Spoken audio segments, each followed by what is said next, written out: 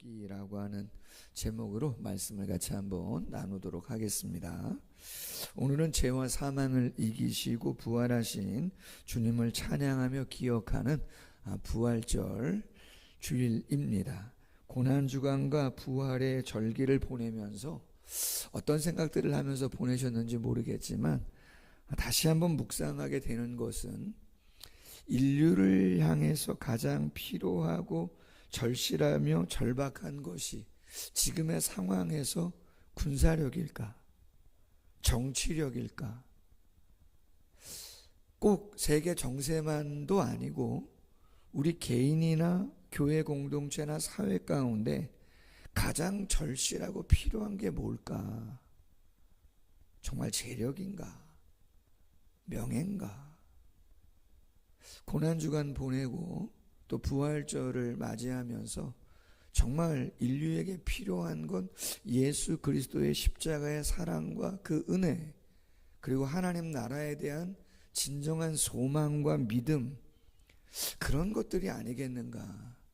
왜냐하면 그러한 것들이 있어야 지금을 가장 정확하게, 그렇죠, 판단하고 엉뚱한 곳에 마음 두고 시간 낭비하지 아니하고 갈 수 있기 때문에 그런 것이죠.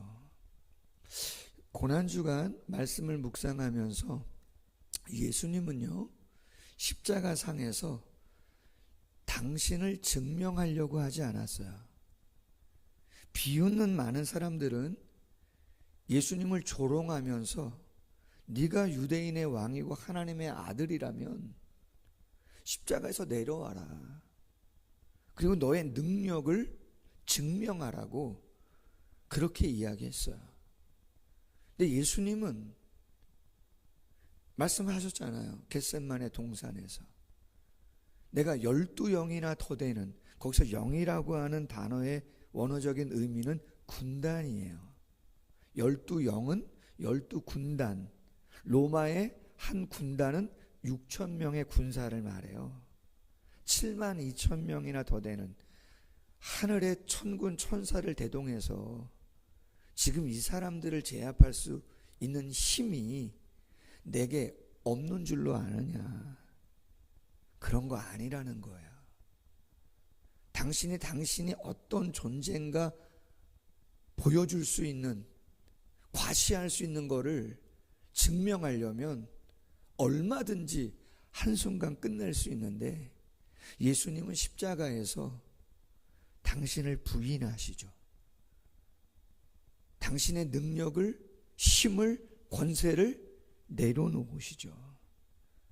그 인내와 그 겸손으로, 그 인내와 겸손 속에 담겨있는 우리를 긍휼히 여기시고 품으시려고 하는 그 마음 때문에 여기 앉아 계신 우리 모두가 영적으로 자유하고 아픔과 상처를 극복하고 영원한 하나님 나라를 소망하면서 오늘의 삶의 의미와 가치를 새롭게 하고 살아가는 거죠. 가끔 손해보는 일이 있더라도, 답답한 일이 있어도 우리도 뇌물 쓰고 법 왜곡하고 그렇게 살아갈 수 있어도 그렇게 살아가려고 하지 않는 것이죠.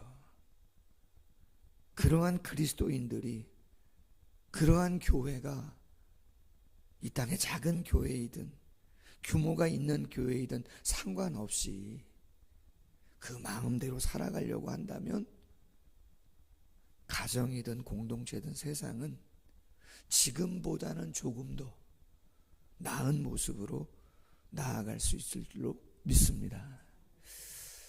절기를 왜 지키나? 그런 의미가 있는 거죠.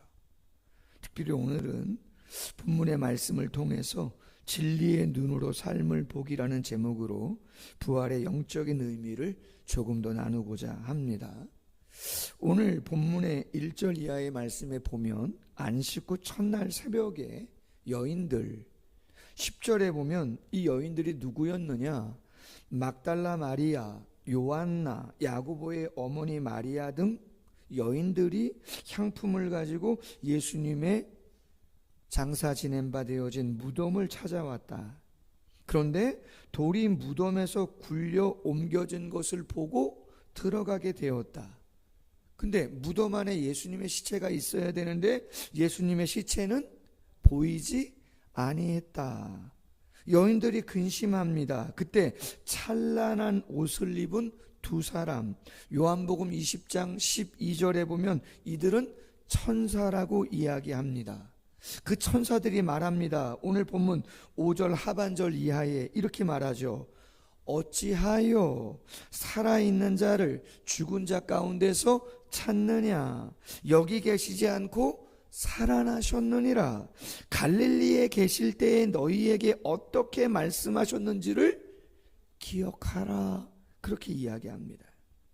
제가 말씀을 묵상하면서 이런 생각을 해봤습니다. 왜 이 여인들은 예수님을 뵙고자 왔는데 예수님을 보지 못했을까? 당연히 예수님이 부활하셨으니까 그 자리에 없겠죠. 근데 여러분, 그러한 단순한 이야기가 아니고 조금 영적인 시각으로 오늘 본문을 보았으면 좋겠습니다.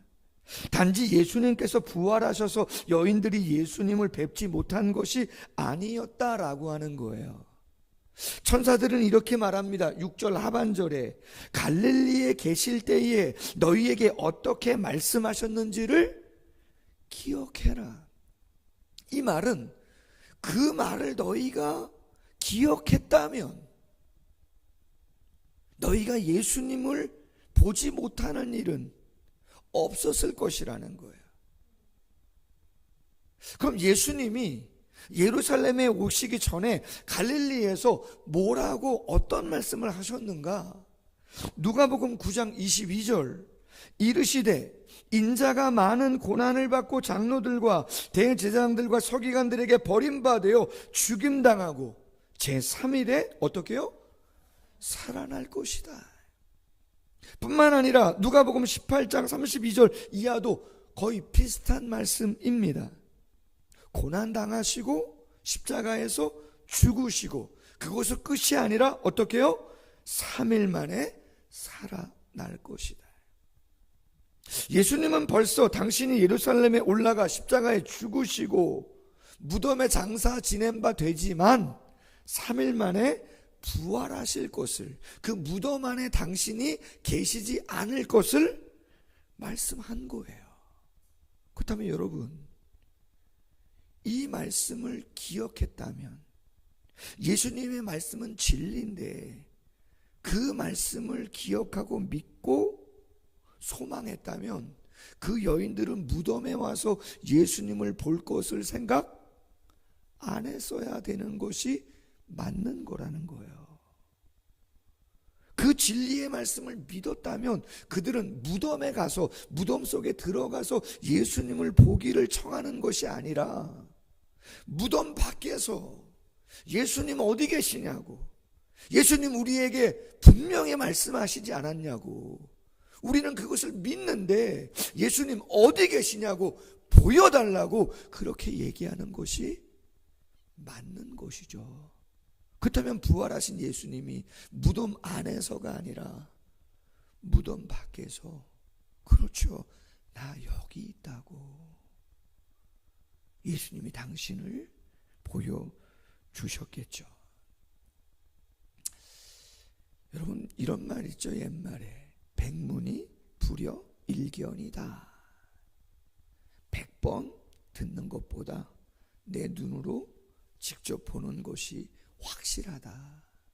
뭘 강조하는지 우리는 알고 있어요. 근데 여러분, 문제가 뭐죠? 듣는 것보다는 내가 직접 보는 게 낫긴 한데 우리가 보는 게 말이에요, 정말 정확한가라고 하는 거예요. 확실한가? 모든 걸 다 볼 수 있나? 얼마 전에 은행에 갔는데요, 그 창구에 있는 분이, 제가 목사인 걸 알거든요. 근데 뭔가 이렇게 좀 작업을 해야 되는데 제 핸드폰을 갖고 그분이 좀 뭔가를 해줘야 되는 거예요. 보여드렸더니 그분이 저보다 나이가 어린데 저한테 그러세요. 와, 목사님 시력이 이렇게 좋으시냐고. 이게 다 보이시냐? 이렇게 작은 글씨가 보인다. 놀래세요. 근데 왜 이렇게 잘 보이는 걸까요? 소다령 성도님처럼 저 안경 쓰고 살았었어요. 한 몇 년 전까지만 해도 고등학교 때부터. 돈을 조금 들였습니다. 막차 타서 실비보험 때문에 수술을 할 수 있게 됐죠. 백내장과 노안. 사람의 눈이요, 대단한 것 같고 정확한 것 같지만 너무 크면 못 봐요. 너무 큰 거. 너무 작아도 못 봐요. 너무 멀리 있어도 못 보고 너무 가까이 있어도 정확히 못 봐요. 심지어는 어떤 장애물이 딱 있으면 그 장애물 뒤에도 못 봐요. 그래서 우리가 뭐라고 말해요? 당신 그럴 줄 몰랐다, 쏘갔다. 왜요? 우리는 사람의 마음을 볼 수 없어요. 여러분, 우리가 다 보고 내가 본 게 확실한 것 같지만 그렇지 않아요. 무슨 말씀을 드리려고 하는 거냐면, 그러하기에 믿음이라고 하는 거, 신앙이라고 하는 영역이 우리의 삶 가운데는 필요합니다. 부모님을 믿고, 자녀를 믿고, 친구를 믿고, 신앙적으로는 진리의 말씀을 믿고, 미래의 영원한 시간을 믿으며 살아가는 거죠. 믿느냐, 믿지 않느냐, 선택은 누가 하는 거예요? 내가 하는 거예요. 그러나 여러분, 그 선택의 결과는 누가 책임져야 되는 거죠? 내가 책임져야 되는 거예요. 교회 앞에 공사 중입니다. 수년 동안 지저분했습니다. 실소유주는 부산에 계신 분입니다. 중간에서 어떤 분이 계약을 했다고 하면서 당신이 그 모든 주인 행세를 하면서, 죄송한 이야기지만 수년 동안 당신이 분양도 하고 주인에겐 금전적인 거 전달도 안 하고 당신 땅인 양 몇 년 동안, 올해도 마찬가지예요, 그렇게 했었죠. 근데 주민들이 불편하셨는지 너무 지저분하니까 민원을 넣어서 벌금을 내겠다. 청구서가 계속 날아가니까 주인이 도저히 안 되겠다. 그래서 올라왔습니다. 과간이죠. 불법 비닐하우스도 있고 쓰레기 천지고. 알고 봤더니 당신이 분양해서 주인 몰래 금전적인 것들을 이익도 보고 교통정리 다 했습니다. 지난 며칠 새 비닐하우스 쓰레기, 제가 듣기로는 300에서 500만 원 정도, 그 정도 비용 들이고 주인이 다 치워냈답니다. 그리고 펜스를 친답니다. 그리고 교통정리 돈 주셨던 분들 다 다시, 그리고 그분은 개울 건너편으로 가시게 된 것이죠.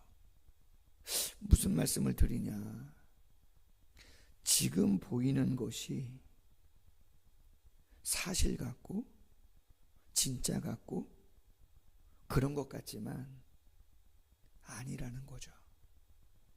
진짜가, 진리가 나타나면 거짓은 사라지게 돼 있다. 과연 우리가 믿는 그 믿음의 진위를 언제 어떻게 볼 수 있는가? 사람들은 가짜에 목매이죠. 진짜인 것처럼. 진짜가 나타나면 교통정리는 되어지는 것이다 라고 하는 거죠. 인간은 미래를, 현실 세계를 정확히 보기가 어려워요. 그래서 오판하고 착각을 하죠. 당연히 무덤을 찾아가면 예수님을 볼 수 있을 것이라고 생각했지만 예수님은 그곳에 계시지 않아서 볼 수 없었습니다. 그렇다면 어떻게 예수님을 볼 수 있습니까? 천사들은 권면했습니다. 너희에게 어떻게 말씀하셨는지를 기억하라. 예수님의 진리의 말씀을 기억하라. 진리의 말씀으로 삶을 보아야 한다. 그래야 지금의 삶을 정확히 볼 수 있는 것이다. 여러분, 우리가 지난 한 주간 특세를 하면서 거룩한 멈춤이라는 주제로 묵상집의 내용을 묵상했는데, 두 번째 날 기억하라, 잊지 않기 위해 사는 믿음이라는 주제로 말씀을 나눴습니다. 시편 77편, 국가적인 큰 재난 가운데 지은 아삽의 시를 묵상했습니다. 거기에 11절에 이런 말씀이 기록되어져 있습니다. 시편 77편 11절, 곧 여호와의 옛적 기사를 기억하리니 주의 옛날 이적을 기억하리이다. 기억하다. 성경에서 기억이라는 것은 단순한 정신작용이 아닙니다. 정보의 저장이나 회상의 기술도 아닙니다. 성경이 말하는 기억은 언제나 관계적이고 신앙적인 행위였습니다. 하나님과 맺은 관계를 현재 속에서 다시 붙드는 일이 성경이 말하는 기억입니다. 성경의 기억은 그래서 늘 행동을 요구합니다. 머릿속으로만 머무르지 않고 기억은, 말씀에 대한, 진리에 대한 기억은 삶으로, 행동으로 나타나게 되어 있습니다. 하나님의 말씀, 그 진리를 삶 속에서 잊어버리면, 망각하면 어떤 일이 벌어지느냐? 죄의 본성에 따라 우리가 살아가게 됩니다. 감사를 잃어버린, 하나님의 은혜를 잃어버린 그 자리에 교만이 들어오고, 시간, 물질, 달란트, 모든 것이 내 것인 양 착각하고 내 마음대로 살아가는 일들이 벌어집니다. 과거의 시간에 이스라엘의 역사 가운데 백성들의 모습이 그것을 정확하게 이야기해주고 있는 것이죠. 그러므로 기억은 성도에게 마음을 지키는 영적인 울타리가 되어지는 것입니다. 시편 77편 제일 마지막 구절에 국가적인 재난인데 찬양대장이었던 아삽이 무엇을 기억하기를 원했는가? 이렇게 고백을 합니다.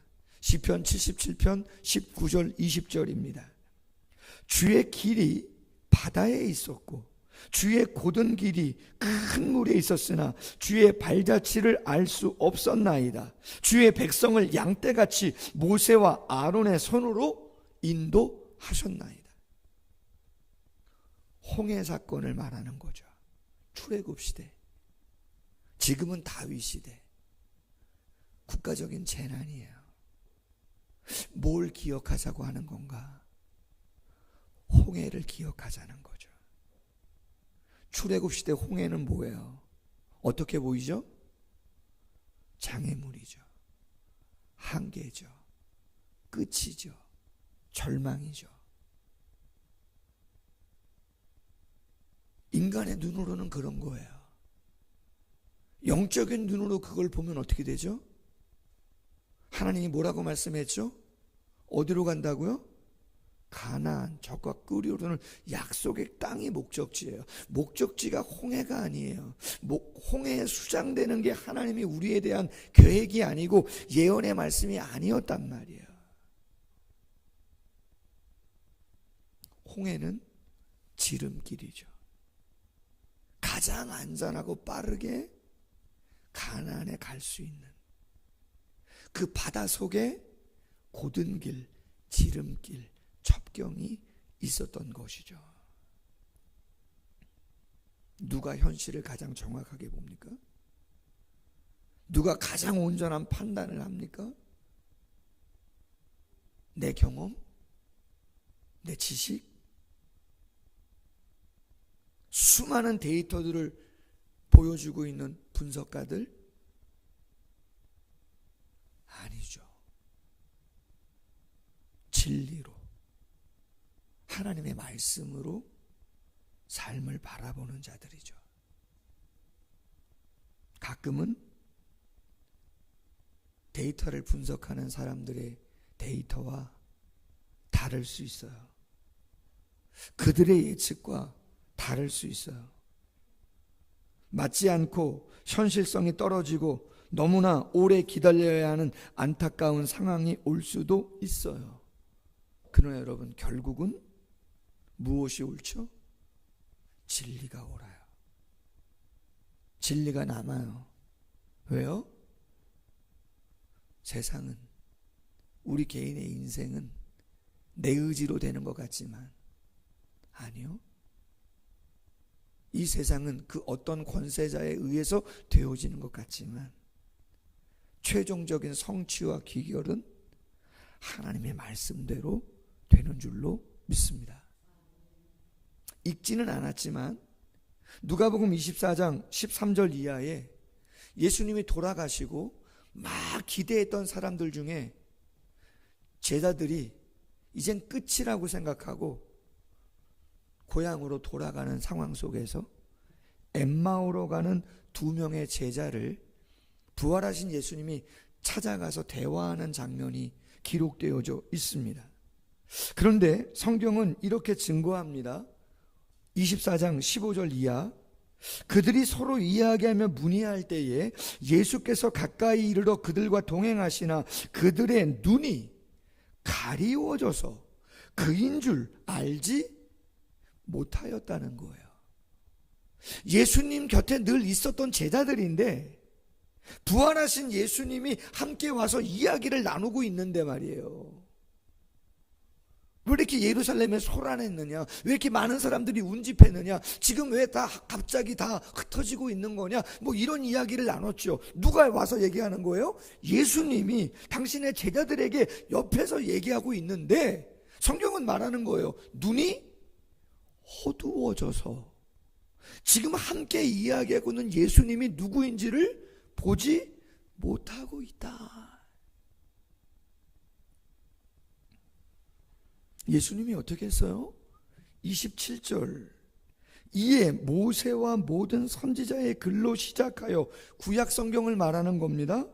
모든 성경에 쓴 바 자기에 관한 것을 자세히 설명했다. 못자국 봐봐라, 창자국 만져봐라, 게임 끝나는데 그렇게 안 합니다. 왜요? 내가 본 거, 내가 만진 거 정확한 거 아니에요. 그보다 더 정확한 게 뭐예요? 기록된 하나님의 진리의 말씀이에요. 성육신, 그렇죠.